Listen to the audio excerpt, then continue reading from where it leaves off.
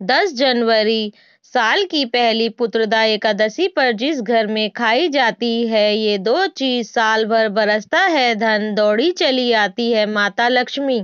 नमस्कार दोस्तों, एकादशी हिंदू धर्म में बड़ा ही विशेष महत्व रखती है क्योंकि एकादशी की यह तिथि जगत में पालनहारा भगवान श्री हरि विष्णु जी को समर्पित होती है। आपको पता होगा कि प्रत्येक माह में 2 एकादशी आती हैं और साल में कुल 24 एकादशी तिथि पड़ती है।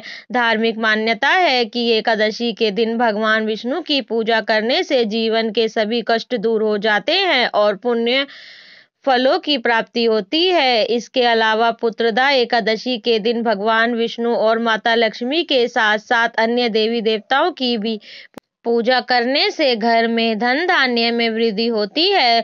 दोस्तों, आप सभी को बता दें कि साल 2025 की पहली एकादशी बेहद खास है और यह पौष माह के शुक्ल पक्ष की एकादशी तिथि पर मनाई जाएगी, जिसे पुत्रदा एकादशी या वैकुंठ एकादशी भी कहा जाता है। आपको बता दें कि पौष पुत्रदा एकादशी पुत्र रत्न प्राप्ति के लिए बहुत फलदायी मानी गई है। हिंदू कैलेंडर के अनुसार पुत्रदा एकादशी का व्रत प्रत्येक साल में 2 बार रखा जाता है। पुत्रदा एकादशी का व्रत रखकर सच्चे मन से भगवान श्री हरि की पूजा अर्चना करने से व्यक्ति को संतान सुख की प्राप्ति होती है और संतान को लंबी उम्र का आशीर्वाद प्राप्त होता है। साथ ही इस व्रत को सही तरीके से रखने से परिवार के सभी सदस्य मानसिक और शारीरिक रूप से स्वस्थ रहते हैं। यदि व्रत को विधि पूर्वक श्रद्धा पूर्वक रखा जाए तो भगवान विष्णु और माता लक्ष्मी की कृपा हमेशा बनी रहती है। इसके अलावा दोस्तों, पंचांग के अनुसार इस बार 2025 को पौष माह की शुक्ल पक्ष की पहली एकादशी तिथि का आरंभ 9 जनवरी 2025 को दोपहर 12:22 पर होगा और अगले दिन 10 जनवरी 2025 को सुबह 10:19 पर एकादशी तिथि का संपन्न होगा। ऐसे में उदया तिथि के अनुसार इस बार 10 जनवरी 2025 को पौष माह की शुक्ल पक्ष की पुत्रदा एकादशी का व्रत रखा जाएगा। इसके अलावा पौष मास की पुत्रदा एकादशी के पूजा के शुभ मुहूर्त के बारे में बात करें तो पौष पुत्रदा एकादशी के दिन भगवान विष्णु की पूजा के लिए शुभ समय 10 जनवरी 12:13 से लेकर दोपहर 12:55 तक रहेगा।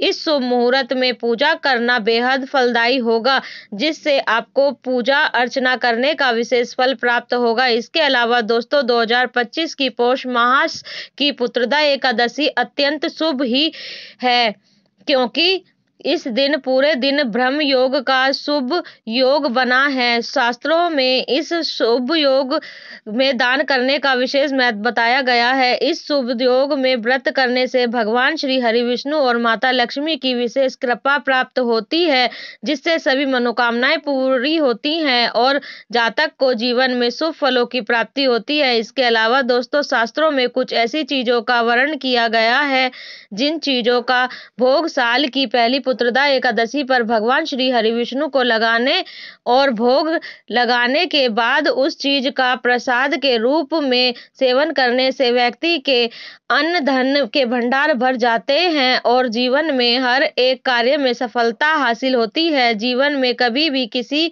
भी प्रकार की समस्या नहीं आती है। साथ ही शास्त्रों में कुछ ऐसी भी चीजों का वर्णन किया गया है जिन चीजों का सेवन भूलकर भी साल की पहली एकादशी पर नहीं करना चाहिए, नहीं तो भगवान श्री हरि विष्णु और माता लक्ष्मी आपसे नाराज हो सकते हैं और आपको जीवन में शुभ परिणाम की जगह अशुभ परिणाम देखने को मिल सकते हैं। साथ ही आपका भाग्य भी आपका साथ छोड़ सकता है, जिससे आपका जीवन दुर्भाग्य में बदल सकता है और आपके बने बनाए काम भी बिगड़ सकते हैं। ऐसे में इस वीडियो के माध्यम से मैं आप सभी को बताऊंगा कि साल की पहली पुत्रदा एकादशी पर भगवान श्री हरि विष्णु और माता लक्ष्मी को किन चीजों का भोग लगाना चाहिए और किन चीजों का सेवन इस दिन बिल्कुल भी नहीं करना चाहिए। लेकिन उससे पहले अगर आप भी चाहते हैं कि श्री हरि विष्णु और लक्ष्मी माँ का आशीर्वाद आप पर बना रहे तो इस वीडियो को एक लाइक करें और चैनल को सब्सक्राइब कर लें और कमेंट बॉक्स में जय श्री हरि विष्णु और जय लक्ष्मी माता जरूर लिखें। तो चलिए दोस्तों, सबसे पहले जानते हैं कि साल की पहली एकादशी पर किन चीजों का सेवन करना चाहिए और किन चीजों का भोग भगवान विष्णु को लगाना चाहिए। नंबर 1, शकरकंद। जी हाँ दोस्तों, शकरकंद पुत्रदा एकादशी पर एक आदर्श सब्जी मानी जाती है, क्योंकि यह न केवल स्वादिष्ट होती है बल्कि यह सेहत के लिए भी बेहद लाभकारी होती है।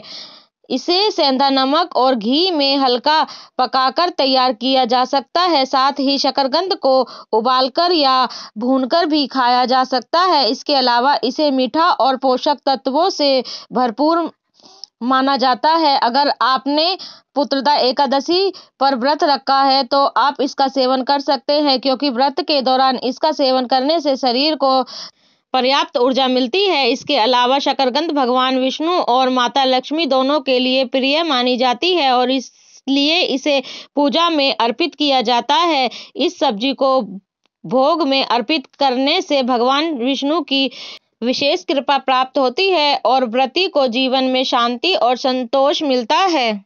नंबर 2, पालक की सब्जी। दोस्तों, पालक को एक प्रकार की शाकाहारी और सात्विक सब्जी माना जाता है। इससे पुत्रदा एकादशी पर भगवान विष्णु और अर्पित किया जा सकता है। यह शरीर को ऊर्जा प्रदान करने के साथ साथ पौष्टिक भी होती है। साथ ही पालक को सेंधा नमक और घी में पकाकर बनाना चाहिए। इसके अलावा इस सब्जी को बिना प्याज और लहसुन के बनाना आवश्यक होता है, क्योंकि एकादशी के दिन तामसिक खाद्य पदार्थों का सेवन वर्जित होता है। पालक को हल्का भूनकर या सूप के रूप में भी खाया जा सकता है। यह पाचन क्रिया को दुरुस्त करने में भी सहायक होती है और शरीर को ताजगी प्रदान करती है। इसके अलावा पालक का सेवन करने से मन को शांति मिलती है और घर में भी सकारात्मक ऊर्जा का वास होता है, जिससे घर में सुख शांति और समृद्धि बनी रहती है। नंबर 3, तिल का भोग। जी हाँ दोस्तों, साल की पहली पुत्रदा एकादशी के दिन भगवान श्री हरि विष्णु को तिल का भोग अर्पित करना बेहद ही शुभ माना जाता है। आपको बता दें कि तिल को पवित्रता और सकारात्मक ऊर्जा का प्रतीक माना गया है। ऐसे में इस दिन तिल का लड्डू, तिल की खीर या तिल गुड़ से बने व्यंजक भगवान श्री हरि विष्णु और माता लक्ष्मी जी को अर्पित करें, क्योंकि तिल के उपयोग से पूजा में पवित्रता बढ़ती है और यह भगवान विष्णु को प्रसन्न करने का एक विशेष साधन है। साथ ही तिल का भोग लगाने से व्रती को पापों से मुक्ति मिलती है और संतान सुख का आशीर्वाद प्राप्त होता है, जिससे जीवन में शुभ परिणाम देखने को मिलते हैं। नंबर 4, गुड़ का भोग। दोस्तों, पुत्रदा एकादशी के दिन भगवान विष्णु को गुड़ का भोग लगाना अत्यंत शुभ और फलदायी माना जाता है। ऐसे में गुड़ से बने व्यंजक जैसे गुड़ की खीर, लड्डू या पंजीरी भगवान विष्णु को अर्पित करें, क्योंकि गुड़ को स्वास्थ्य और मिठास का प्रतीक माना जाता है और इसे भगवान को भोग में शामिल करने से सकारात्मक ऊर्जा का संचार होता है। साथ ही गुड़ का भोग लगाने से भगवान विष्णु प्रसन्न होते हैं और परिवार में सुख, समृद्धि और शांति का आशीर्वाद देते हैं, जिससे जातक के रुके हुए कार्य बिना किसी अड़चन के पूर्ण हो जाते हैं और साधक को हर एक कार्य में सफलता हासिल होती है।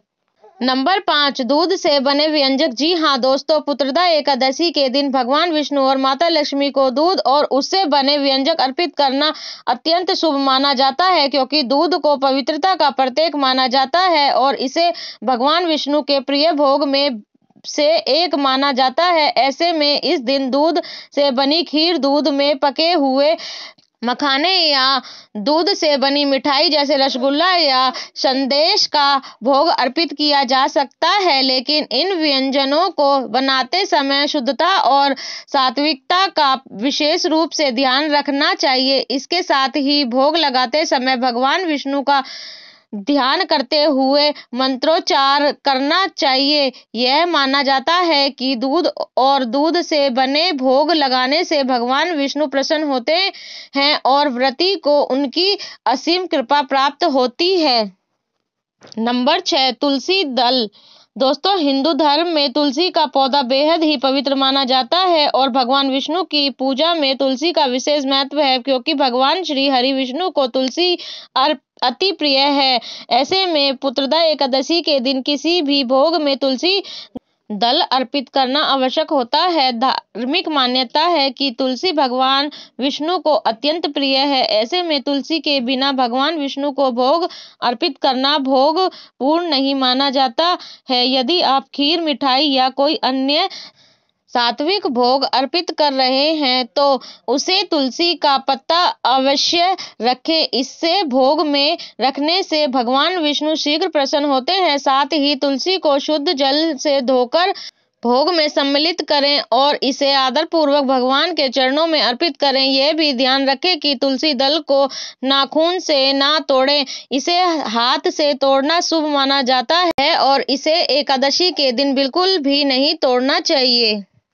नंबर 7, पंचामृत। दोस्तों, पंचामृत का हिंदू धर्म में बड़ा ही विशेष महत्व माना जाता है। ऐसे में पुत्रदा एकादशी पर भगवान विष्णु को पंचामृत का भोग लगाना अत्यंत शुभ माना जाता है, क्योंकि पंचामृत 5 पवित्र सामग्रियों से बनाया जाता है, जैसे दूध, दही, घी, शहद और चीनी। यह मिश्रण शुद्धता और पवित्रता का प्रतीक है। साथ ही पंचामृत तैयार करते समय इन सामग्रियों को शुद्ध बर्तन में मिलाएं और भगवान के चरणों में अर्पित करें। इसके अलावा भगवान को पंचामृत अर्पित करते समय तुलसी का पत्ता डालना ना भूलें, क्योंकि इससे इसकी पवित्रता और बढ़ जाती है। फिर पंचामृत को पूजा के बाद प्रसाद के रूप में ग्रहण करें और इसे परिवार के सदस्यों के बीच वितरित करें। ऐसा करने से घर में सकारात्मक ऊर्जा बनी रहती है और जीवन में भी सुख समृद्धि बनी रहती है। नंबर 8, फल। जी हाँ दोस्तों, भगवान विष्णु को पुत्रदा एकादशी व्रत में फल अर्पित करना बेहद शुभ माना जाता है। इस दिन पूजा में ताजे और शुद्ध फलों का प्रयोग करना चाहिए। आप पुत्रदा एकादशी के दिन केला, सेब, नारियल, अंगूर या अनार जैसे फलों का साफ और शुद्ध जल से धोकर भगवान के चरणों में अर्पित करें। पूजा में फल अर्पित करने का महत्व यह है कि यह सात्विकता और पवित्रता को दर्शाता है। साथ ही व्रती को फलों का प्रसाद ग्रहण करना चाहिए, क्योंकि यह शरीर को ऊर्जा प्रदान करता है और व्रत का पालन करने में मददगार करता है। फलों को भगवान को अर्पित करते समय ध्यान रखें कि वे खराब ना हो। तो दोस्तों, यह थी वे चीजें जिनका भोग पुत्रदा एकादशी पर भगवान श्री हरि विष्णु जी को लगाना चाहिए और स्वयं भी इसका सेवन करना चाहिए। आइए अब जानते हैं कि पुत्रदा एकादशी पर किन चीजों का सेवन बिल्कुल भी नहीं करना चाहिए। नंबर 1, शिमला मिर्च। दोस्तों, शिमला मिर्च जैसे सब्जी भी एकादशी के दिन नहीं खानी चाहिए, क्योंकि यह सब्जी तामसिक होती है, क्योंकि इसका स्वाद तीव्र और उत्तेजक होता है, जो पूजा के समय शांति और असंतुलन में विघ्न डालता है। इसके अलावा तीखा और मसालेदार भोजन मानसिक तनाव और अशांति का कारण बन सकता है और व्रत के उद्देश्य से मेल नहीं रखता है। ऐसे में भगवान विष्णु को प्रसन्न करने के लिए सात्विक और शुद्ध भोजन होना चाहिए, जो मन और शरीर को शांति दे। नहीं तो आपको पूजा करने और व्रत करने का फल प्राप्त नहीं होगा और आपको जीवन में शुभ परिणाम की जगह अशुभ परिणाम देखने को मिलेंगे। साथ ही आपके घर में भी नकारात्मक ऊर्जा का वास हो सकता है।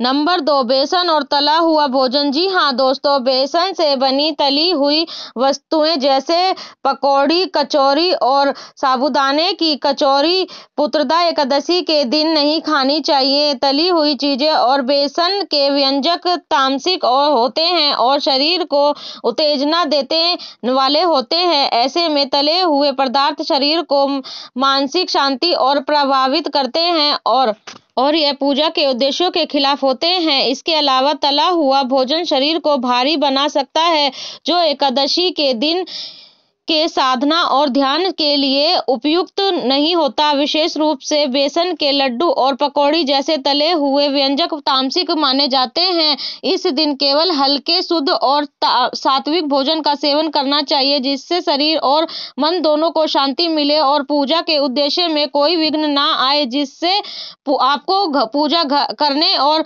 व्रत करने का फल प्राप्त हो सके। नंबर 3, बैंगन का सेवन। जी हाँ दोस्तों, पुत्रदा एकादशी पर बैंगन खाना पूरी तरह से निषिद्ध माना गया है। धार्मिक मान्यता है कि बैंगन तामसिक प्रवृत्ति की सब्जी है जो शरीर और मन की शुद्धता और प्रभावित करती है। इसके अलावा पुत्रदा एकादशी पर ब्रह्मचर्य का पालन करना चाहिए और बैंगन काम प्रवृत्ति को बढ़ाता है। साथ ही बैंगन के अंदर सूक्ष्म कीड़े होने की संभावना रहती है जिससे यह अशुद्ध माना जाता है। साथ ही बैंगन का सेवन मन को चंचल बनाता है और एकाग्रता को भंग करता है। ऐसे में अगर आपने व्रत नहीं रखा है तब भी आपको तन मन में शुद्धता बनाए रखनी चाहिए। अगर आप गलती से भी पुत्रदा एकादशी पर बैंगन का सेवन कर लेते हैं तो भगवान श्री हरि विष्णु और माता लक्ष्मी के साथ साथ अन्य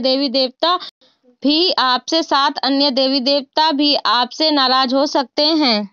नंबर 4, करेले का सेवन। दोस्तों, करेला अपनी कड़वाहट के लिए जाना जाता है और शास्त्रों में कड़वी सब्जियों का तामसिक माना जाता है। साथ ही कड़वी सब्जी शारीरिक असंतुलन का कारण बन सकती हैं। ऐसे में पुत्रदा एकादशी के दौरान सात्विकता को बनाए रखने के लिए करेले की सब्जी से बचना चाहिए। इसके सेवन से मन और शरीर में अशांति उत्पन्न हो सकती है। अगर आप गलती से भी पुत्रदा एकादशी के पवित्र दिन पर करेले का सेवन कर लेते हैं तो आपको जीवन में शुभ परिणाम की जगह अशुभ परिणाम देखने को मिलते हैं। साथ ही आपके जीवन और घर परिवार में नकारात्मक ऊर्जा का वास हो सकता है। नंबर 5, प्याज और लहसुन वाली सब्जियां। दोस्तों, पुत्रदा एकादशी के दिन प्याज और लहसुन जैसी तामसिक वस्तुओं का सेवन वर्जित माना जाता है। प्याज और लहसुन में तीव्र गंध और तामसिक गुण होते हैं जो मानसिक और आत्मिक शांति को बाधित करते हैं। मान्यता है कि लहसुन और प्याज की उत्पत्ति राहु केतु से हुई थी जिसे उन्हें अशुभ माना जाता है। इसके अलावा ये पदार्थ मांसाहारी उत्तेजित करने वाले होते हैं और पुत्रदा एकादशी के दिन पूजा और व्रत के उद्देश्यों के साथ मेल नहीं खाते हैं। ऐसे में भगवान विष्णु और माता लक्ष्मी को प्रसन्न करने के लिए केवल सात्विक और शुद्ध पदार्थों का सेवन करना चाहिए। तभी आपको भगवान श्री हरि विष्णु और माता लक्ष्मी की असीम कृपा प्राप्त होगी और आपके जीवन में सुख समृद्धि आएगी।